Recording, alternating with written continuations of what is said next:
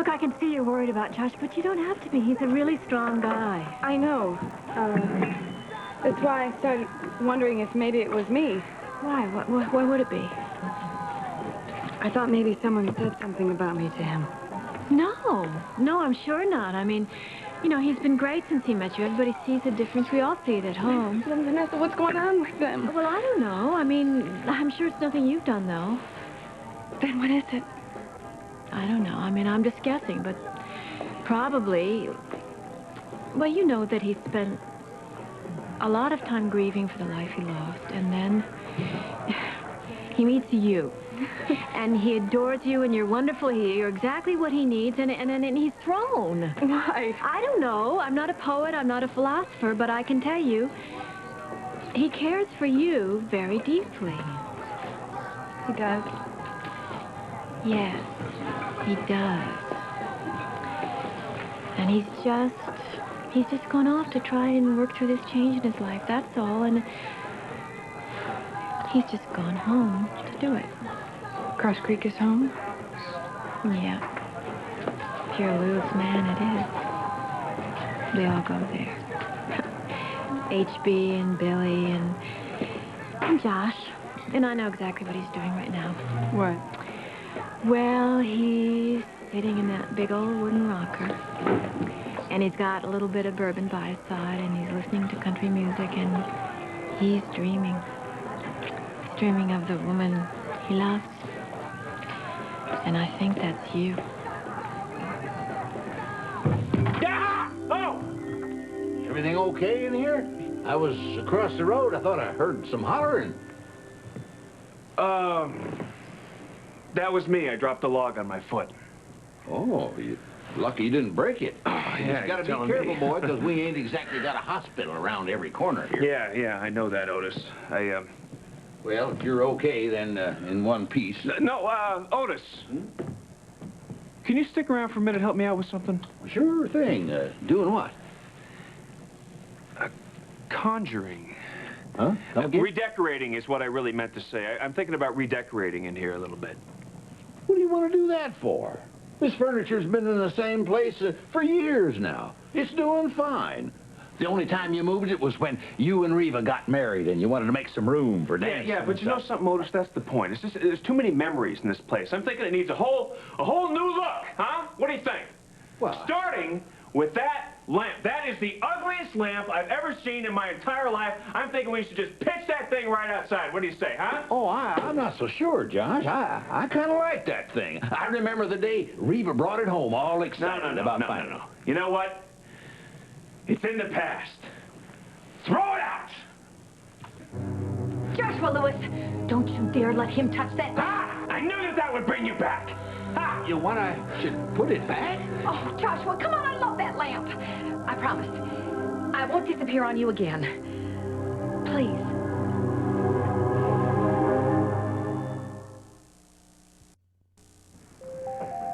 Put down the lamp, Otis. I've changed my mind about redecorating. You sure, Josh? Yeah, well, no, actually, I may change my mind at a later date. You never know. But for right now, the lamp stays. Okay. Anything else? No, that'll do it, thank you. Unless, of course, the spirit moves me at some other time. Yeah, maybe you dropped that log on your head. You rat. Gotcha. You knew that I knew that you would never burn my diary. Yep. And you also knew that I knew that you would pitch my lamp. Yep. Joshua, this is my favorite lamp. I love this lamp. That was a low-down, dirty trick. Well, how else am I supposed to keep you from pulling that vanishing act, Reva?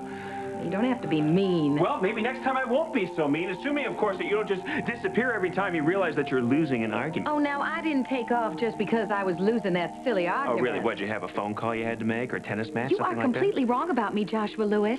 I am beyond that, thank you very much, and I am definitely beyond worrying about arguments. Then why did you flounce off? I don't flounce, and you know it. Just got bored, that's all. You know how I get when I get bored? Foot must be sore after dropping that log on it. Why don't you come over here and sit down? Come on, you know very well that I didn't drop a log on my foot. Be... I was just about to say be real. That's silly, isn't it? I mean, you're obviously not real. I am so. Come over here and sit down. Be a lot better than you staring at me like I'm some kind of freak. But you are. Well, you used to talk a lot sweeter to me. Oh, Reva, come on. I mean, I hate to be the one to break it to you, but you're not real. It's a little hard for me to get past that. Well, we can still talk, can't we? How is it? How is it that I can see you, but nobody else can? You mean like Otis? Yes. Well, he wasn't part of the deal. What deal exactly are you... Never mind. Why is it that I can see you and you can see me and we can talk back and forth, but I can't touch you? Well, it's complicated. Reva, it's insane. Oh, ow, watch it. I have feelings, you know. You know, I don't know how much more of this I can take. Take? Oh, excuse me, but aren't you the guy that went wandering all over Europe looking for me? Checking out all the byways and the bayous, looking for me for years because you couldn't stand the thought of saying goodbye to me? Reva, that was before. That was back when I didn't think that you would... Gone on? Yes, well, gone what on. difference does it make whether I did or didn't? I'm here now. You should be happy about that, and you should just accept it and enjoy it. But Reva, it's not the way that I wanted it to be. It's not... This isn't what I had hoped for. Oh, what did you want? Piano music in the background? Maybe some waterfalls? Me slow-moing my way into your arms? Telling you that I've been in Kalamazoo all these years? Kalamazoo? Well, maybe Kathmandu. That'd be a lot more exotic. How about somewhere on the ocean?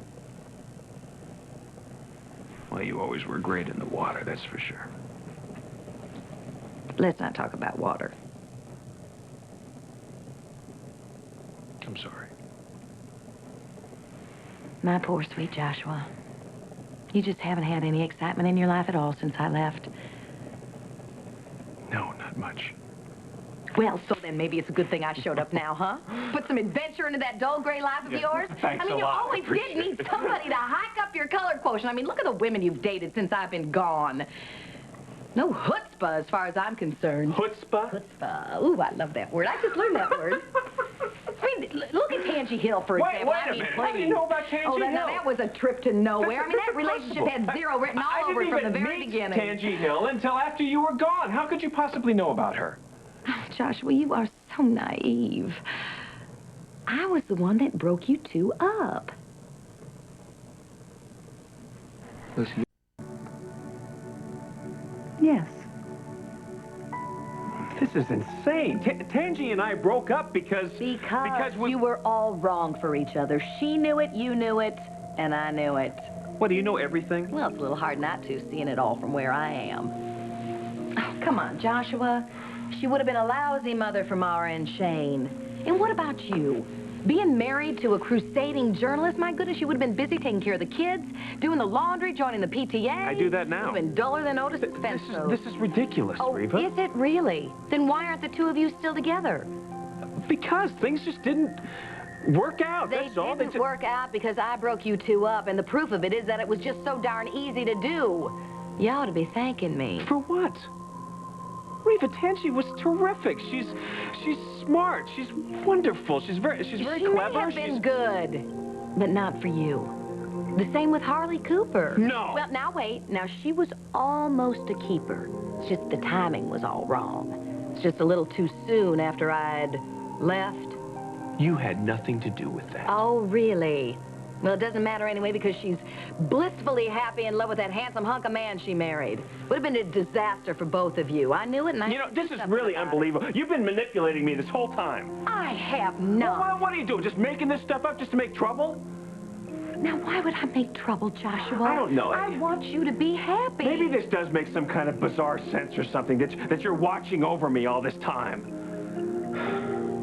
Kind of like a guardian angel, huh? No. Not like a guardian angel.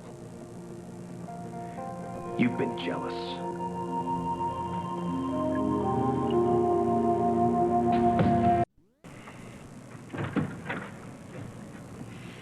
You're so jealous you can't even keep your promises, huh? Disappearing after you just swore to me that you wouldn't. Ha! So I fibbed. About which? About which what? Did you fib about disappearing or about being jealous? Both. Are you satisfied? Does that make you feel better? Somewhat, yes. You're so cruel. Me. Joshua, do you have any idea what it's like to carry a torch through eternity? I've never been able to let you go. Just like you've never been able to let go of me. And I do get jealous. Every time I see you take another woman in your arms. But there is some consolation. Oh, really? What's the consolation? Knowing that you'll never be happy with another woman. And that makes you feel good. Some. It's pretty hard to be a non-corporeal presence. I'm sorry. Thanks. Reva, I'm still a corporeal presence. And I'm thinking I still have a shot at being happy. It's taken me a long time to think it's even possible for me to go on with my life and have a real life without you. And now you do.